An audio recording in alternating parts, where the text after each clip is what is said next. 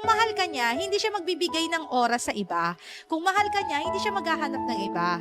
Pwede kasing sabihin ng mahal kita, I love you, pero wala sa gawa. Malay mo tayo sa dulo, hindi natin Kasi kung mahal ka, sapat ka na eh. Sa mga taong mahal tayo, we will always be enough. Pero kung hindi ka sapat, kasi naghahanap ng iba, ibig sabihin, hindi ka mahal. Kasi kung mahal ka, kahit may mga kakulangan ka pa, tatanggapin niya yun kasi mahal ka eh. Kasi